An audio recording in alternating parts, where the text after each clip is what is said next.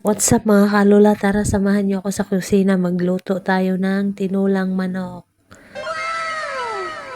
Yun mga kalula, patatas at repolyo lang ilagay natin dahil wala tayo sa probinsyano. Walang malunggay, sayote, papaya or dahon ng sili at lemongrass. So ngayon mga kalula, umpisahan na natin ang paghiwa ng manok. Kaya nga pala mga kalula, unahin natin ang paghiwa sa bandang puwet. Ganito paghiwa, bandang puwet kasi madudumi ito, maraming bakterya dyan sa may bandang puwet mga kalola. At ayan, nahiwa ko nga. Tapos yung leg naman, hiwain natin alisan muna natin yung yung gilid ng waist, yung parang pangtusok. Pangit kasi tignan.